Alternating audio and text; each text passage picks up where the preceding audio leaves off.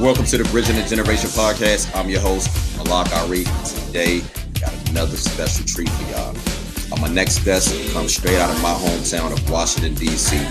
He's a former Epic Records recording artist known for hits such as With You, Everlasting Love, She's Fly, When a Man Cries, Heart of a Man, Head Over Heels. The list goes on and on. He's also a singer and songwriter, Grammy nominated. This brother is a legend, not just in the city, but abroad. So with all that said, it's an honor and a pleasure to introduce to the Bridging the Generation podcast, the one and only Tony Terry. Let's go.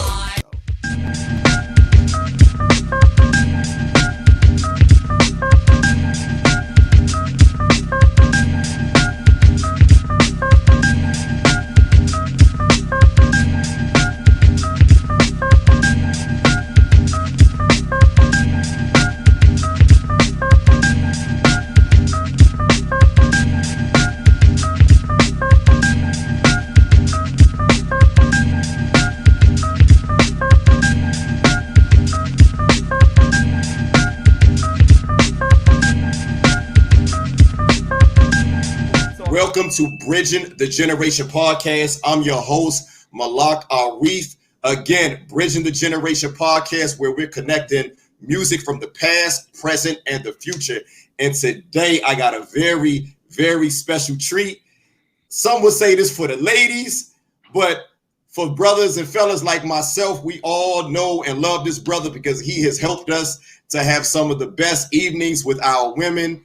And this legend that I'm talking about is from my hometown, representing Washington, D.C., the one and only, the legend, Mr. Tony Terry. That's good. What's good, fam? How's it going, man? It's going well, man. Things are going great. Can you hear me okay? I hear you perfectly. I hear you perfectly, brother. Great. I hear you perfectly, man. So how's everything going on, man, with this whole COVID-19, man? You miss being out there performing. What's your take on that whole thing? Well, I had to reinvent myself. So what does that mean? I had to take advantage of the internet, basically. Wait a minute, I don't want this to start. I had to take advantage of the internet. So after about 3 weeks of being in the house, even though I have a nice house down here in Atlanta, it's just started shrinking. It started shrinking. Just started closing in on your boy. And I'm a performer at heart. I love what I do. I call it sharing. I love sharing music. And so I decided to get on my Facebook Live page, which I had never done before. As many years as I had my fan page, I'd never been live before. So I started in March every Tuesday, and I would do it on. And I first started calling it Chilling at the House with just like the rest of y'all. That's what the name of it was. It eventually became Tony Terry Tuesday, but it was just about, a distraction, really for myself. No doubt. But then it turned into this thing where people began responding in ways that made it appear bigger than me. Like somebody would lose a family member, and you know how this COVID thing has been affecting people's families. No doubt. So I got many calls like that, and saying things like the fact that I was doing this brought just some comfort. And so I started feeling compelled to do it because I realized that it had become therapeutic for more than me, but for the people that were listening. And even when I'm not at 100% or don't feel like it, I still feel like I need to show up and be of service to my family. I call them my family rather than my fans. The people that support me, and it's kind of like my way of being of service. So no doubt. Well, look, brother, we miss you being out here. My I miss being out there, man. Shoot, I got this heat out there too right now. I'm ready to bust it wide open. Hey, brother, I heard that last project that take me to the river track, brother. We gonna get into all that. That ain't even the latest, so you haven't heard the latest. No. I'm just going like, brother. We can be all hit all day talking about the music, brother. That's my thing right now. Like that's my jam right now.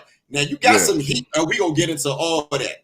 But yeah, we just I got the didn't new real- single in the DMV, and I'm really, really excited about it. let's pump our brakes on that. I want to tap it. I want people to know about that. But you got some classics, brother. So what I want to do, I want to start from the beginning, man. Again, you're a legend, brother.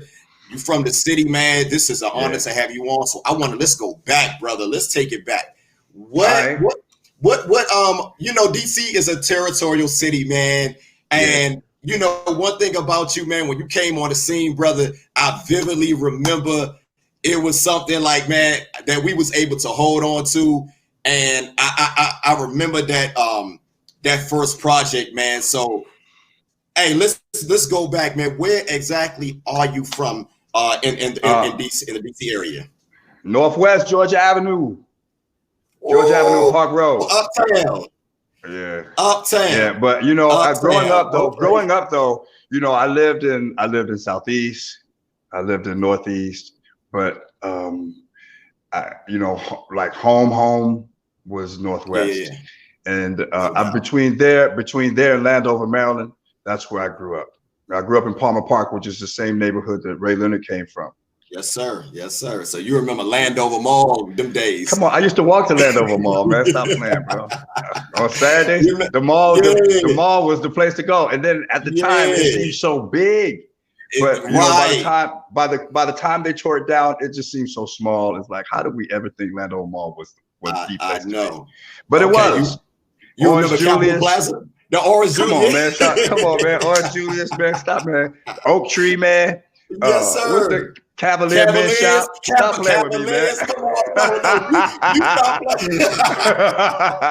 Stop playing with me, man. Yeah, man. Okay. Look, you tested, you tried and approved. Okay.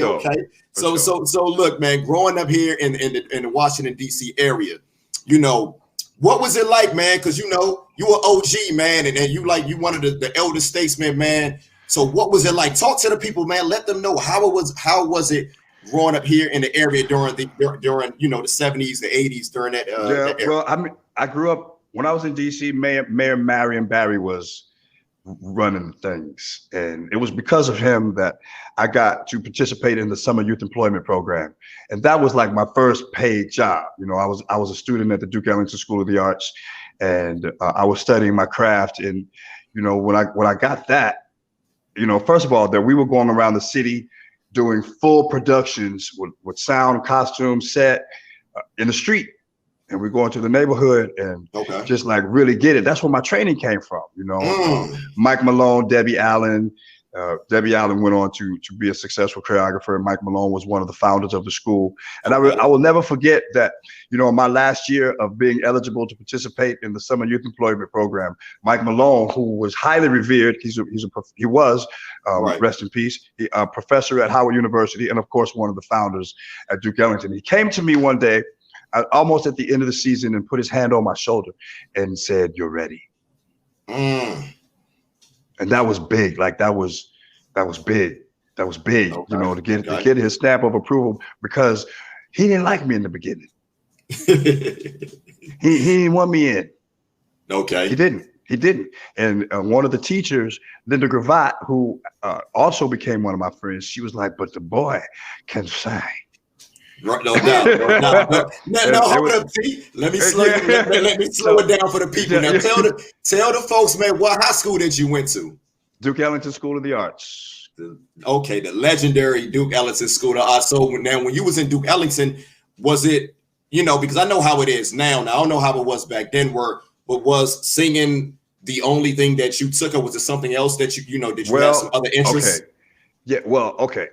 If you ever watched Fame on TV, of course, that's what gave me the bug to want to go. Yeah. See, Fame, what people don't know, while it was set in New York City, it was actually based on what was going on at Duke Ellington School of the Arts. Debbie Allen was one of the teachers there, and I heard about that. They were instrumental in what that show was about. Okay. And so when I went there, it was Western High School. Yeah. And it had transitioned from Western High School, and it was a very old building. And I'm sure we was breathing in asbestos. I'm sure we was breathing in paint chips, but the artists had painted all over the walls. It was a creative space. You know, dancers were dancing in the hallway, actors were working. It was just like what was happening on Fame. So for me, it was like this opportunity to be in this space to develop my craft and go to school. I just want to stop you for 1 second. I want the fans to know, if you guys not familiar, Fame was an early 1980s, late 70s dancing sitcom starring Debbie Allen, and it's a classic. So I just want the people to know. Yeah.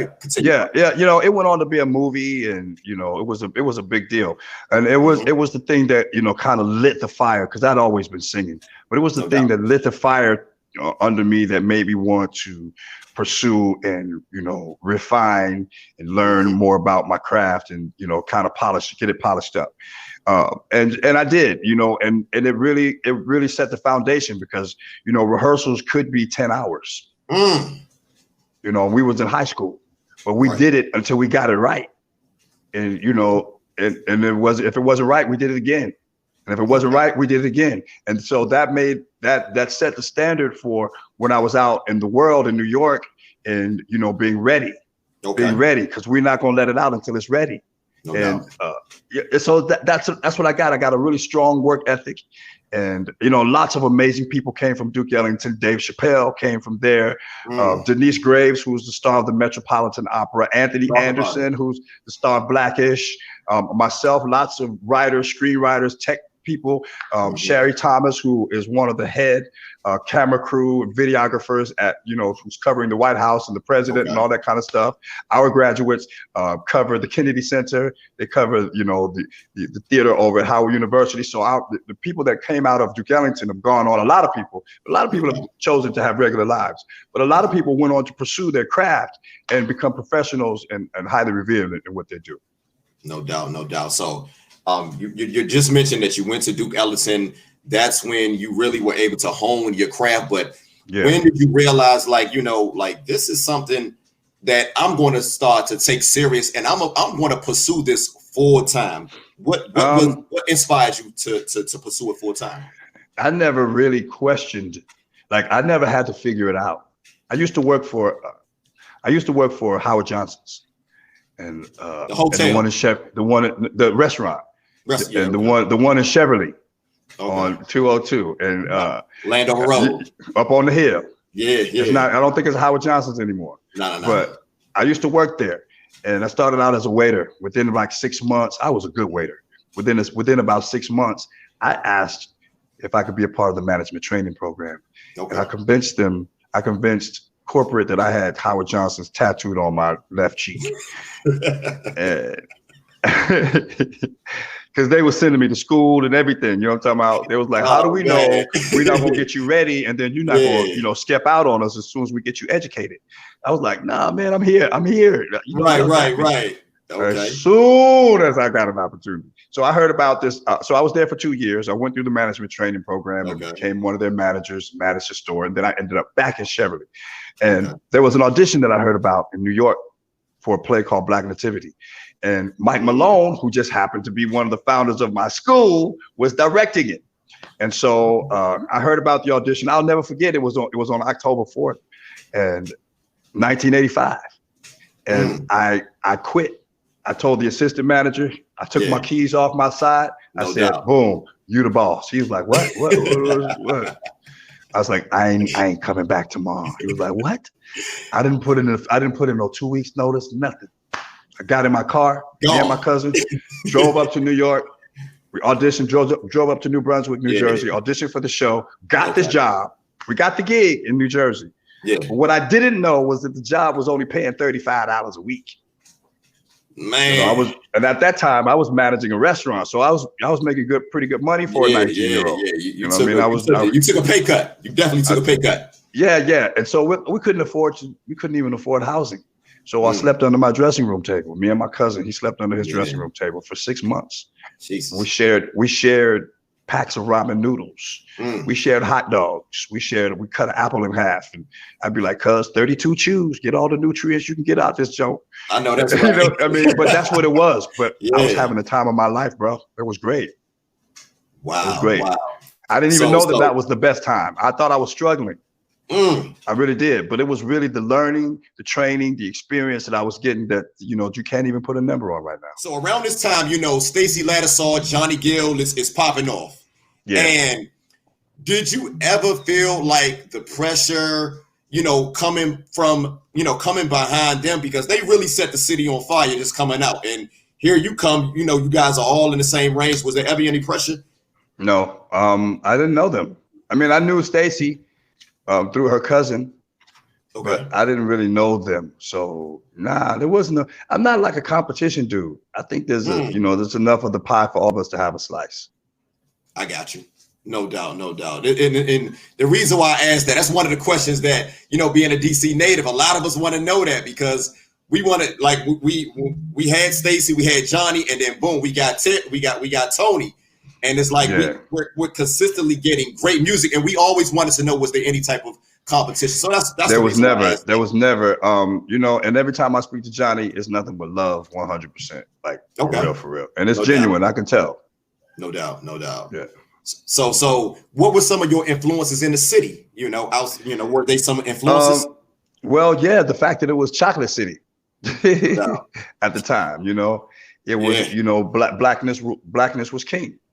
Yes, and you know, it has changed so much. DC has changed so much that it hardly even looks the same. No doubt. From when I was growing up there. In fact, it's not the same. And do I miss old DC?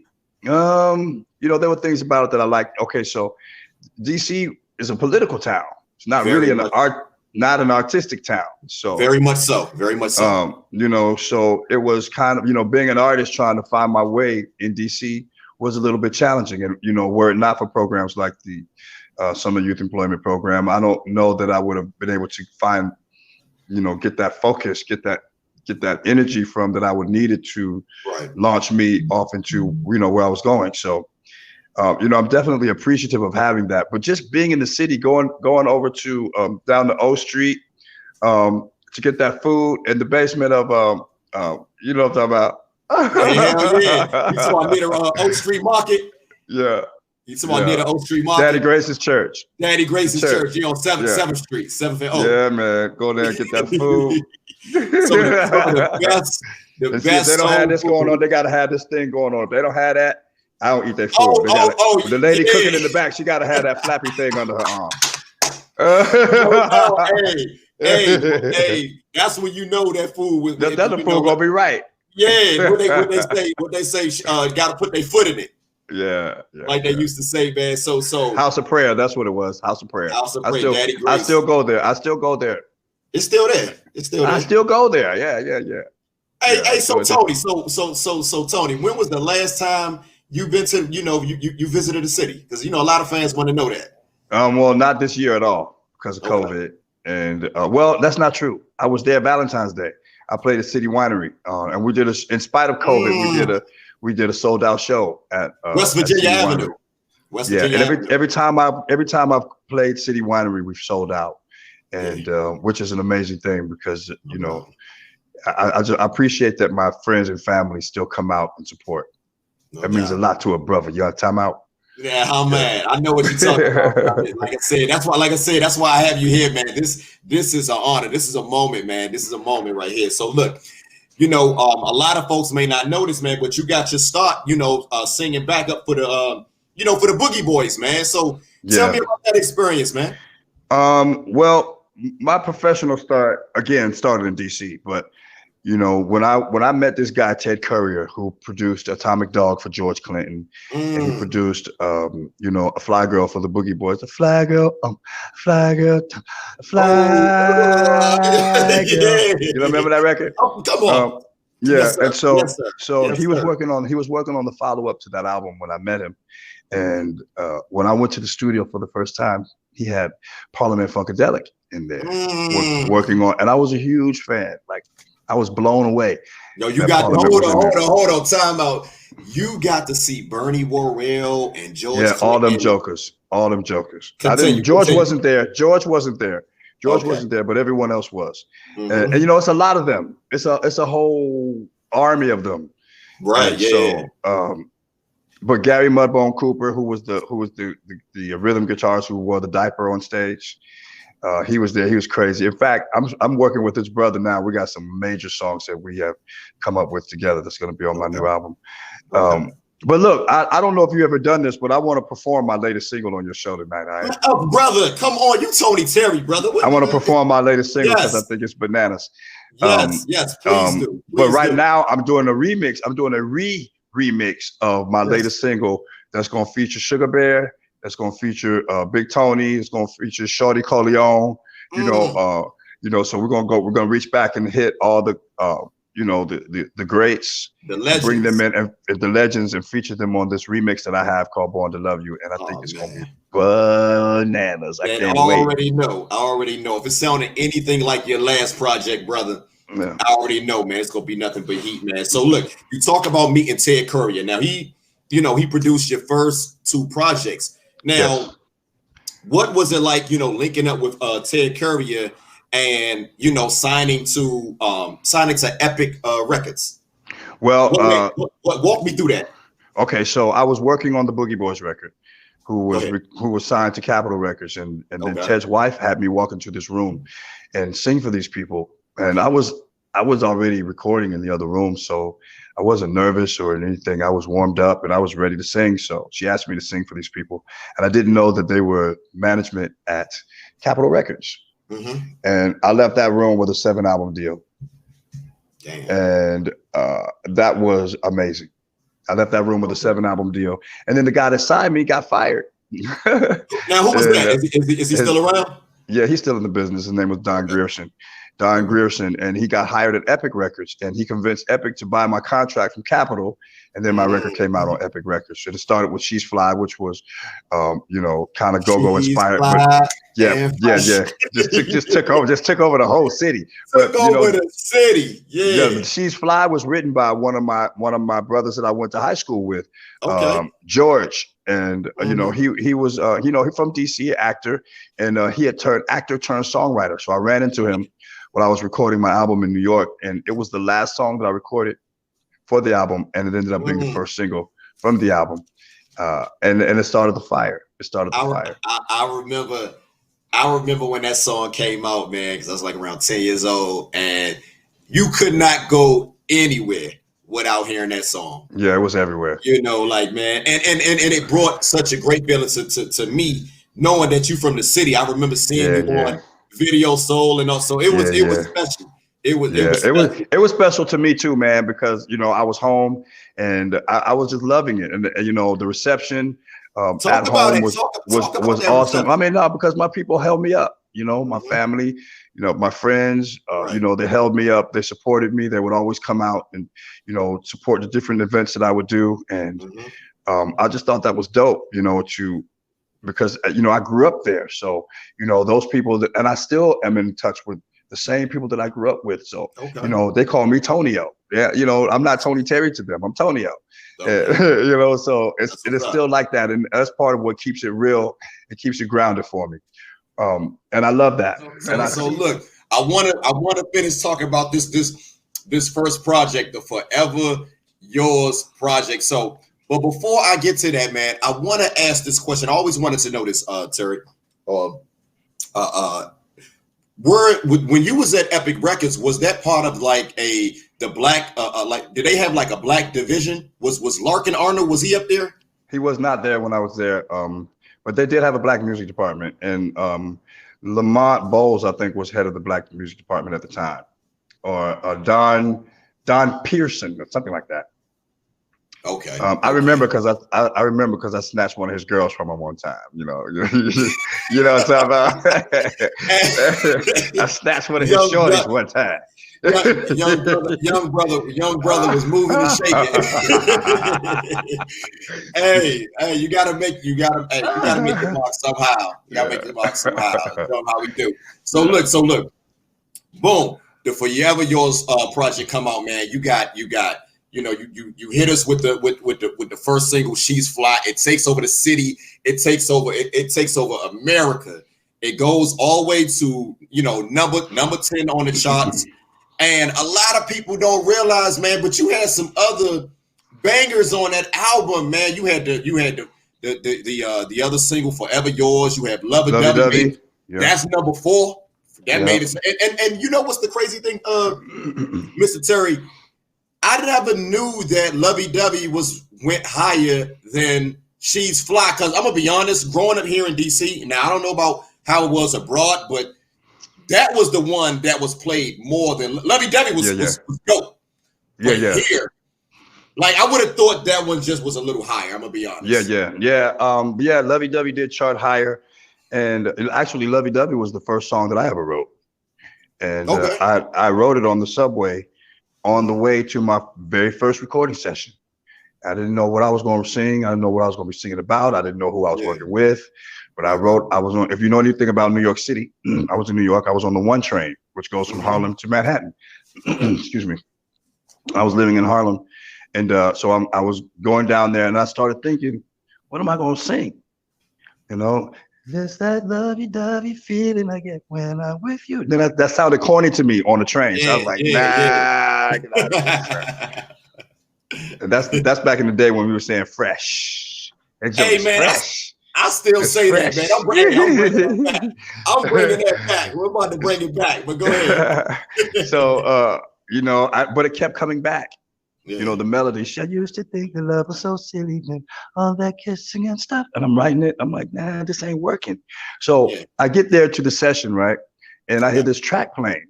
Mm-hmm. And the words that I had just written fit this track like a glove.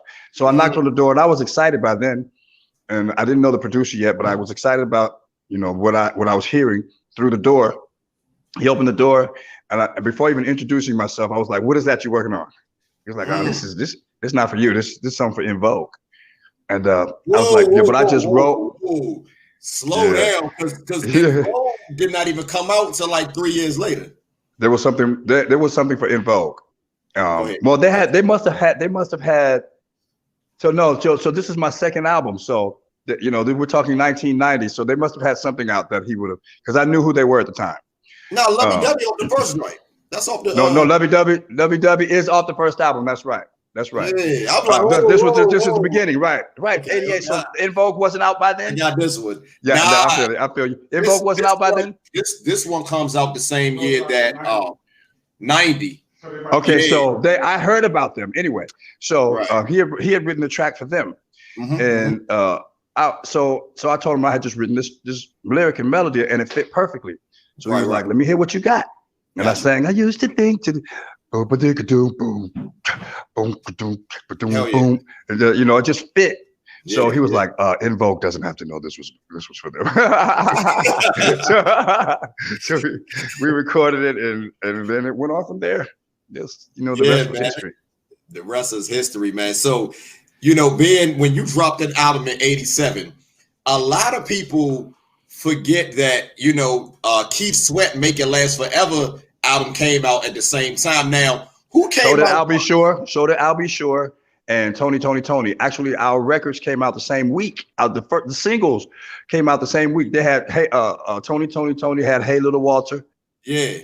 I'll Be Sure had I think I want to get off on your arm, girl. I think that's what he had. And then Keith had I Wanna, and I think Johnny Kemp had Friday Just Got Paid. The reason why I brought that up, because you and Keith, you guys really the sound, the sonics of the album of both of you guys' projects to me.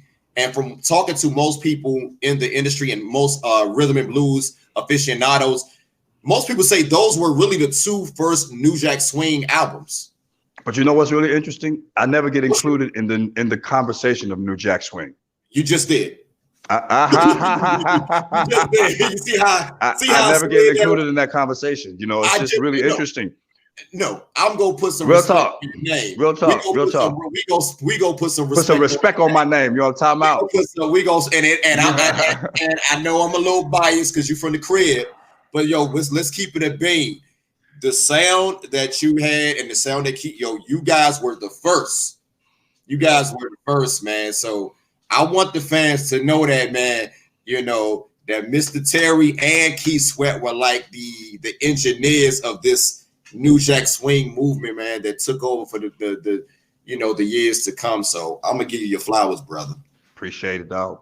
I'm gonna give you your flowers, man. So what was like so here we are.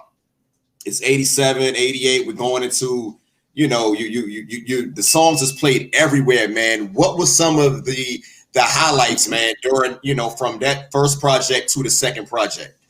My first mob scene. Oh God, talk about it. Was in a mall. I was somewhere in middle America, and I saw it happening because my manager used to tell me, you have to have security, and I'd be like, nah, and he would actually pay people to follow me. But that had to be incognito. Like I wasn't supposed to know that I was being followed. But this one time I felt like I was being followed, and turns out I was being followed. And I told the guy to leave. And I was with my cousin.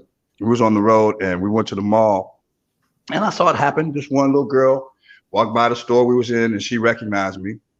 And she was with one other person. And then they came back. They came back again, and they recognized me again. There was like 4 of them. They came back by the store again. Then by the time we came out of the store, they had assembled a little mob at the end of the hallway in the mall. And as soon as we came out, here they come, running full throttle towards us. Yeah. I hadn't been in a mob scene before. Ain't nobody told me nothing. Yeah. So we took off, bro. Ran out the mall. Trying to get back to the hotel as fast as I could. I didn't know what to expect. I've been one time my record company executive, I was doing a show with Jodeci and Boys to Men in Troy, Alabama. Okay. And it was on the back of a truck. There was a flat rig, and that was the stage. And my record company exec was like, jump down into the audience, right? And I had on this fine silk $500 shirt. Damn. I had my gold on and my chain on. Yeah. We know how you do. We know how you jumped down. I jumped down to the audience and got completely attacked. It's like this guy had to pull me back up. He grabbed me by my wrist. Dude was huge. Yeah. He grabbed me by my wrist, literally picked me up out of the audience. All of my shirt was gone except the cuffs on my sleeves. My chain was gone. I was scratched up. I was like, man, what was that? Hey, you in the big time. This the real deal. You didn't realize what you signed up for, huh? I didn't know. Okay. So look, I noticed you, like you mentioned, and I hate to keep always going back to DC, but I always, this is one of the questions that a lot of the fans, the locals here, we want to know, because one thing I noticed about DC, we tend to not show love to artists that's from here for some reason, but you and Johnny, I tell people all the time, man, we always love you, man. Like, I don't know. So tell me about the reception, man. Talk a little bit more about.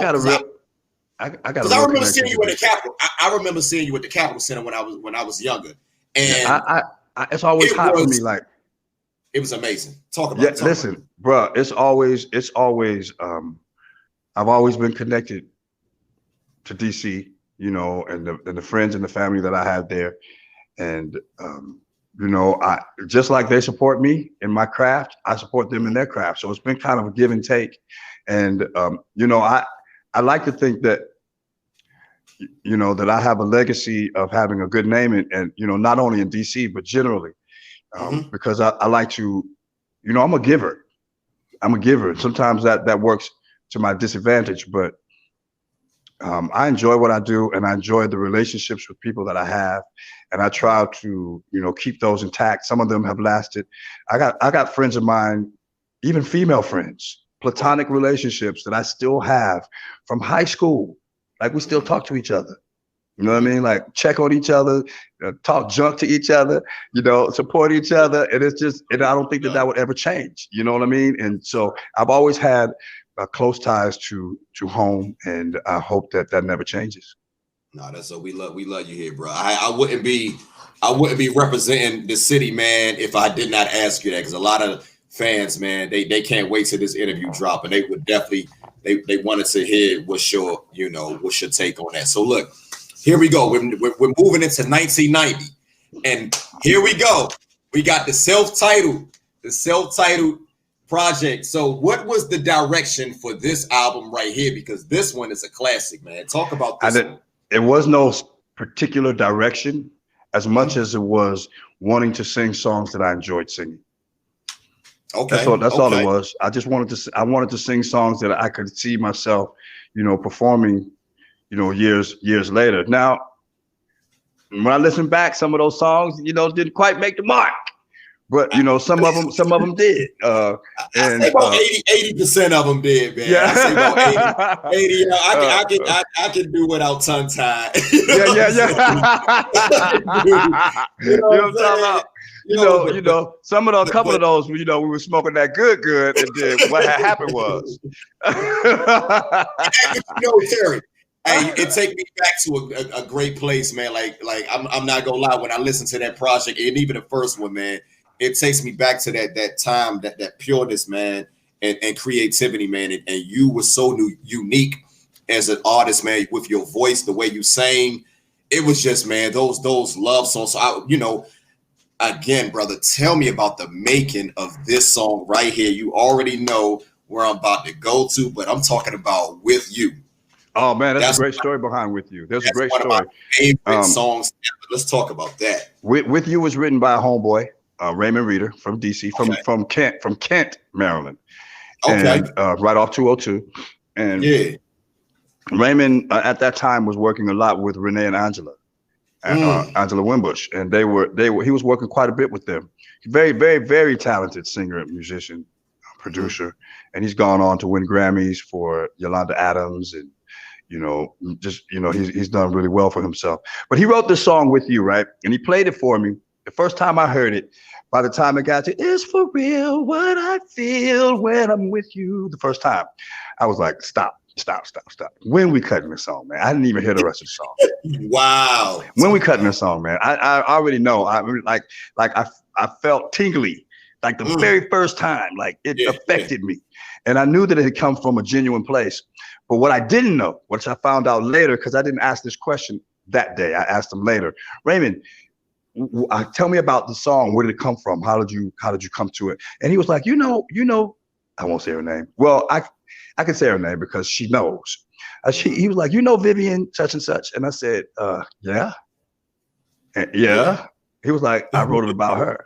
I was like, what? How you gonna write a song about my girl, man? See, I had a crush on Vivian. I had a crush on Vivian. Oh, it just dawned on me. And he had a crush on Vivian. And he wrote the song about this same girl.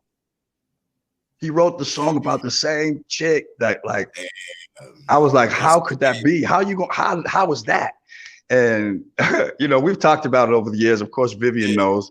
She's a very talented musician, singer herself. And, even her nephew is out here in this game, like, making some big noise.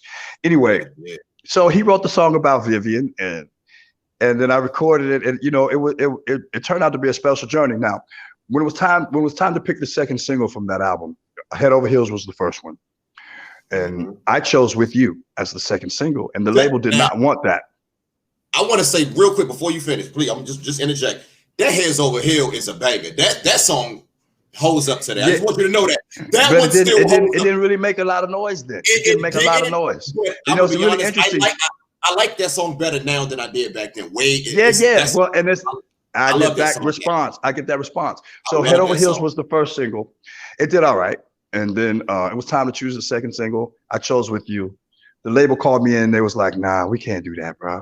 Only Stevie Wonder could get away with a song like this. It's so corny. And I was just not hearing it. So they let the record go out to radio with no support, no setup, no pre-roll, nothing. And that to me would have made, if you get a because radio used to be serviced with vinyl 12-inch singles. Yeah. The promo single, right?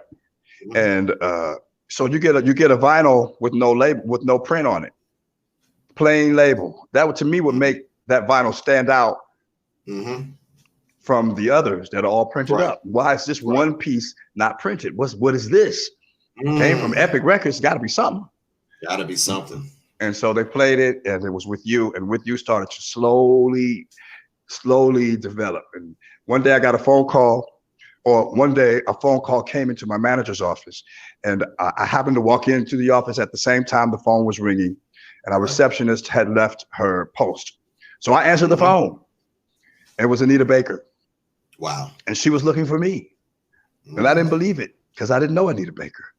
And she told me that she heard my song and she fell in love with it right away. And I told her that the label didn't think it was a hit. They wasn't going to support it. And she sent me $50,000, asked me to shoot a video for it. And she hired Blair Underwood to direct it. That was his directorial debut. And if you've ever seen the video for With You, it's because Anita Baker stepped in and saw fit to make it happen, which I call her my guardian angel. And interestingly, we didn't become friends. Like, she sent me the money, and that was kind of that. You know, I asked her how she didn't want it back. Wow. It didn't develop a friendship or anything. Like, I have a lot of respect for her, but it wasn't like, you know, I'm sending you this money and now we're going to be buddies, because I still don't know her. That's crazy. That's crazy. Because I remember shortly after that, she put out her compositions album. Yeah. And, yep. You know, like both of you guys put out both of y'all projects that same year. I would have thought that would have been dope if you guys could have collaborated. I wanted to sing with her. But, you know, in industry terms, I wasn't big enough yet. What? I was not. At the time, I was not a big enough star to do a duet with her. I'm just saying I didn't, you know, that's what it was. That's what happened. I was not I was not established enough to record with her at that time. That's what you heard. That's crazy. That's wild. Yeah. So, you know, it happened. It happened. And about 25 years later, while Monique was taping her show down here in Atlanta, she was on the show. She was a guest on the show. Anita Baker was, and I went to sit in the audience to watch the show, and she saw me. And we made eye contact after she finished one of her songs, and I could see her and Monique having a conversation about me. I could just feel like it was about me, and it was, because when we came back from commercial break, Ms. Baker had shared the story with Monique about sending me that money. And she said that she was being obedient to the spirit. She was something told her to do that, and she did it. Okay. That's, well, you know what I you know, powerful to me, bro. Listen to you telling me that story. Sometimes I realize, you know, I'm seeing that sometimes gifts just come just by a higher power, and when it happens, you just got to take it and just move on. You know. Yeah. And that's what it seemed like what happened with the situation. That's what happened. Yeah. You know, so now here we are. My other favorite song off this project. I don't know why Heads Over the Hill again wasn't higher. But you know, that's what we gonna talk. It's actually one of my most requested songs to perform now. And it starts I love how it starts the album off, man. Like, that's how you start an album off, brother. That's how you start an album. So we got the last single, man, Everlasting Love, man. Which I did not like. Yo, you never like what? I didn't like it. I didn't want it to be a single. But the guy that I worked on it with, Bobby Reese, kept saying the song is anointed. It's anointed. Watch. It's so going to be a hit. You helped co-write that one. I co-wrote it. It was pretty much written by the time I got it, but I had to do some additional, you know, things to it, change it up a little bit. And so, you know, he just kept saying it's anointed and it's going to be a hit. He was very confident it was going to be a hit, and it was. It turned out to be my second biggest selling record. That song actually charted higher than With You. It charted higher than With You. But on the pop charts, With You charted higher. Right. You know, and you know, I don't understand how that worked, but when you got that song, Everlasting Love, was that like the beginning of this spiritual journey? Because as we go further, you seem to shift it as far like musically. So did it start around that time, or That's am interesting. I moving too fast? No, that's an interesting question. That's an interesting observation. Because I wasn't really aware of that. No, I Because just it wasn't a conscious thing. But probably as I got older and mhm, knew more and learned more, and I wanted to sing more mhm. grounded songs. Right. Songs like "When a Man Cries." Oh, Um, that's the joint right there. it just just big songs. And actually, I didn't want "When a Man Cries" was too high for me.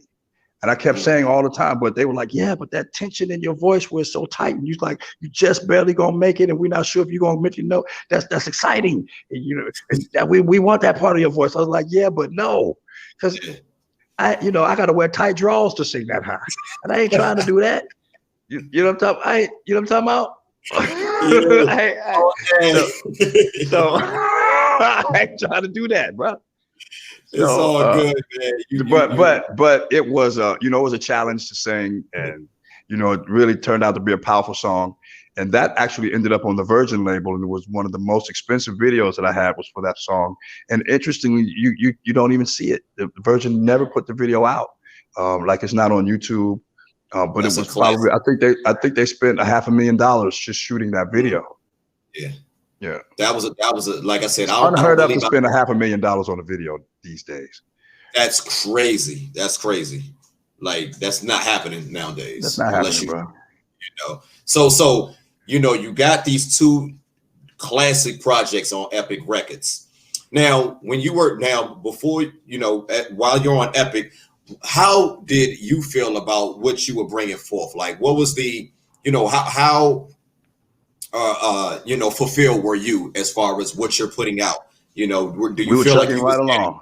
We were chugging right okay? along. But as managers do, they were, fighting for more attention, fighting for more money. You can see that this guy is proving himself as an artist. We've had two, consecutive albums that have done well. Now, we need more commitment. I mean, again, they had Luther, they had Michael Jackson, they had Tina I was just Marie, That's what I they was had just all about these to ask. really, Yeah. really blockbuster acts on the label. But And you're I'm in still, there. You're in but the I was mix still though. trying to find they were still trying to find, they were still trying to figure me out even after two albums. So How? I left Epic, not because I necessarily wanted to, Yeah. but because during the heat of an argument of my managers trying to fight for more attention, fight for more money, fight for, make it happen, somebody said, Right. well, if you think you can get a better deal for them somewhere else, go get it. And they Okay. did. They found a better deal at Virgin. Okay. So you land And over here at Version, I and landed at Virgin, and I started working on my third album, which produced it was called The Heart of a Man, which Heart of a produced that Man. single Heart of a Man, When a Man Cries, When Will I See You Again, Can't Let Go. We did 4 singles off that album. Mhm. And then I was starting to work on my second album when I got a phone call while I was in the studio. It's a wrap. I was like, well, what do you mean? They were Mm. like, the session's over, deal's done. I couldn't even, it took me a really good minute to even understand what they were talking about because I was in the studio recording. Well, what happened was my female manager, got into a Right. physical altercation with the female boss at Virgin. Oh my goodness. And because they got into an altercation, the result was I got dropped because they were representing me. So I got dropped from Virgin for reasons that had absolutely No nothing to control. do with me. It I had was nothing to do with wondering. me. It was all ego. It was egos. It was catfighting. It was, Wow. jockeying for position. It was, I'll show you kind of stuff. That's messed up, man. And you basically had to be the sacrificial lamb, so to I speak. did. And the result of that was that I was blacklisted. And I didn't even know it. But Mm. I could feel it in that because, after coming off of those 2 major labels with, 3 successful albums, no one was interested. That was always the weird thing about it. Like I remember the success, like you just mentioned earlier. You just mentioned earlier that they was trying to figure you out. What is there to figure out when Tony Terry drops an album? He gets at least 2 top 10 singles on every project. So Well, what is because there? What's to I, figure I, out? well, because Luther That's was not clearly easy. Like, people don't understand. Luther That's was not clearly easy Luther to was do. clearly right. Yeah, but Luther Not was easy. clearly a balladeer, right? Okay. And Tina Marie was clearly what she was. Michael Jackson is Michael Jackson. You know, Tony Terry, you know, what is his idea? Like my first album, I wore this motorcycle jacket, and Yeah, you know, I look like shade. Lionel Richie. I look like Yeah. Lionel Richie, his son on that first album. But everywhere I went, they wanted me to wear that. Everywhere. God. Because there was like branding. We need to establish your identity. We need to establish, you know, we want people to know who you are the instant they see you. So I had the high top fade. And in fact, the guy who put the high top fade on me was the same guy who cut Larry Graham from Cameo. We all had the same haircut. Larry Grace Jones, Larry Blackman, yeah. Grace Jones. The same barber. He cut all of our hair. Kid from Kid and Play. Yeah. I was He just cut about all to of our ask. hair.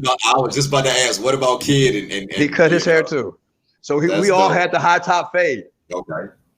Okay. And so just mine was red, and I had a little moon part in there. It's like that became my look. You know that. You know they wanted me to keep it. They keep your hair like that. Keep the jacket on. It's like, come on, man. I don't want people to think I don't have no clothes, man. Cut it out. You know? Yo, the jewelry on this project is crazy, brother. Like this jewelry, man. It looked like it weighs about 100 pounds, man. Let me tell you something about that jacket. You know, I had a clothing budget of $25,000.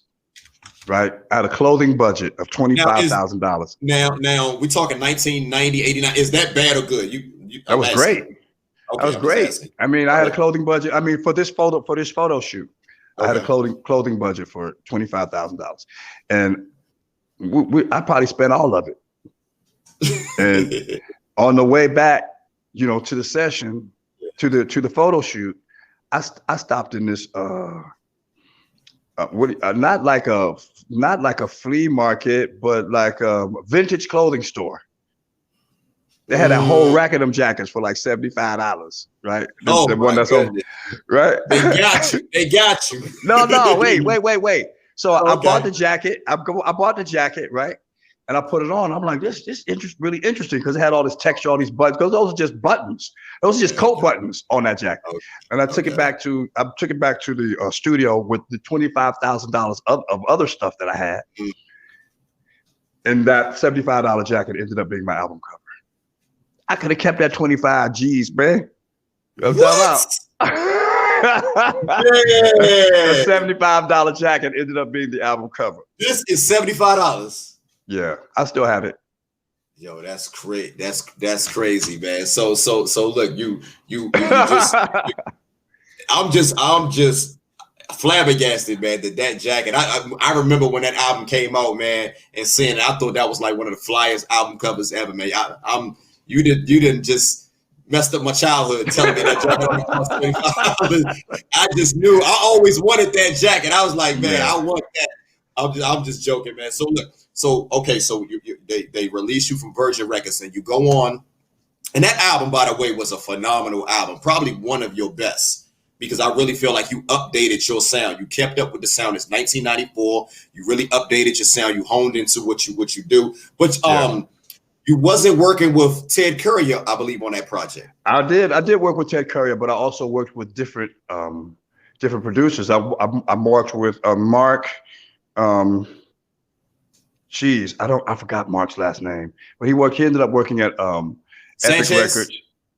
David Sanchez. David Sanchez. And then one of the Fat Boys. I forgot their name. His name was also Mark. Prince Marky D. I worked with him, and in fact, they did like 2 songs on the album. And you know, I just started spreading my wings and just, you know, checking out different things and different sounds and wanted to. But I learned so much working with Ted Courier. Talk about Ted Courier. Ted is 80 now. He's 80. He's 80. And I don't think of him as an 80-year-old man, you know, like, because he was 40 then. That was like 35 years ago. 40. He's kind of like Quincy Jones. How Quincy was I didn't like. I still like when I talk to him now. He still sounds like the Ted of 35 years ago. But you know, he's obviously older, and And so I talked to him about doing it, you know, how amazing it would be if he and I got back together and did another record, since all of my biggest records were with him. And you know, I let him know that because, you know, I check on him. And I let him know that, you know, I reminded him that he is who he is, and that it would be a great thing if we got back together. And he's thinking about it. So I'm hoping that that actually comes to fruition, that I get to work with Ted Currier again before all is said and done. That's I see now that I don't know why this phone is going down so quickly, but I was at about 40% when I called you back. And now I'm back down to about 10%. So it's going quickly. I'm gonna have to check out my settings and see why my phone is draining so quickly. But I'm gonna try to hold you too much longer. I want to so now, you know, I know like a lot of, again, this is a lot of fans, you know, we love your music. You talk about love a lot in your music. Do you seem like, does it seem, a lot of people say those elements in rhythm and blues, they miss those elements. Do you feel that, you know, is that how you see things as far as, you know, rhythm and blues? Because it's not what it once was. I'm gonna be honest. No, it's completely different. It's completely different. I mean, there's nothing is left to the imagination with today's music. And, you know, like songs like With You were romancing songs, romantic. And so romantic leaves you to imagine, you know, what, you know, a night of passion could be if you were with, you know, your desire. And, you know, sometimes those songs were, you know, like a guy wouldn't know what to say, and he would say, listen to this. I recorded this record from Tony Terry. This is what I want to say to you. And then they'll put it on, right? And it speaks for them. But, you know, you know, a lot of the music that we hear today can't do that. You know, you'd be offending somebody if you play some of the records and say, this is what I want you to hear. This is what I've been trying to say to you. Tell me, you know, I still think that there's room for, I don't always sing about romance. So, you know, I like to sing about slices of life. And one of the new singles that I have coming out in the next couple of weeks, right, is called Brighter Day, and it speaks on the time, but it's kind of a throwback sound, and it reminds you of Marvin Gaye's Inner City Blues, Make You Wanna Holler. Can we get a little sample if you don't mind, brother? If you don't mind, you don't mind. I don't mind. Let me. I have to pull it up, but let me hold up. Hold up, you know how we say, if you don't mind, man. Because my fiance, she did ask for a request, and you know, she told me to shout her out. You know, she's my fiance Tish. She's a huge diehard Tony Terry fan. That's what's up. I appreciate that. That's what's up. So this is the single that I have coming. It's called Brighter Day.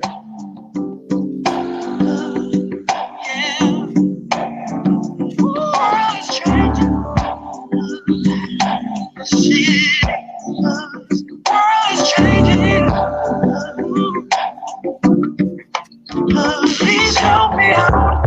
I'm just a little confused about the way things are today. The world is changing, and things are just not the same as they was yesterday. All this war of us might get hate on one another. It's just not working.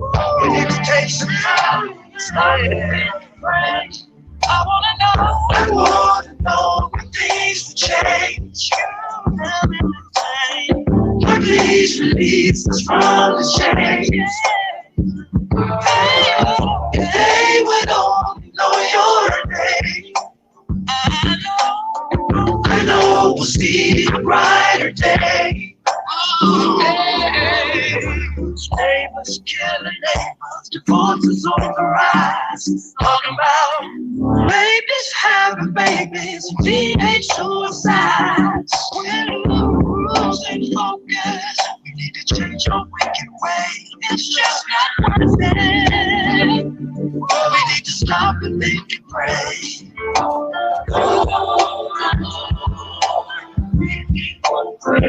That's a little sample. Yeah, hey, brother.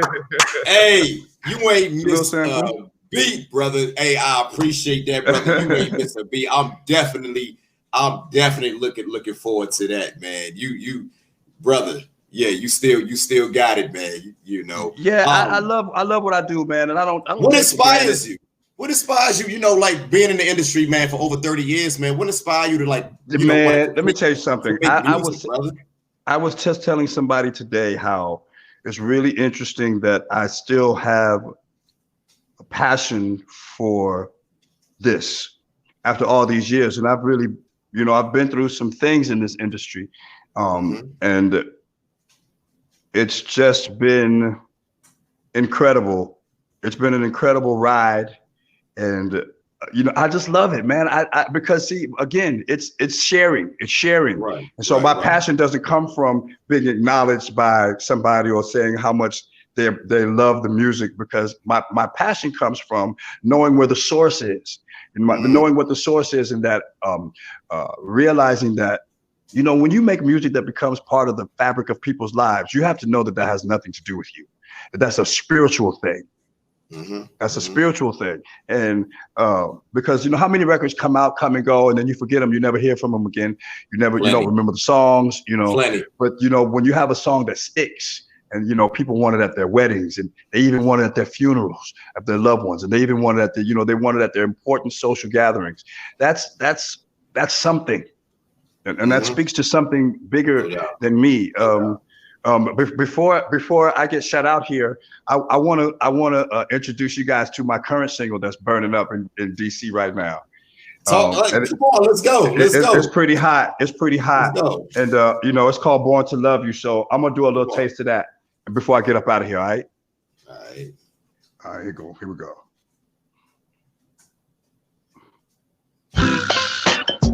Hey, baby.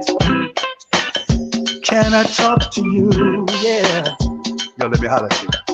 Ooh, if I told you I adore you, it would cost me nothing, but it cost me everything. If I could offer you nothing, but my time and patience is enough. There's no price tag on Tony's touch. Ooh, so I text you love letters and send you poinsettias. Count on me to make it better.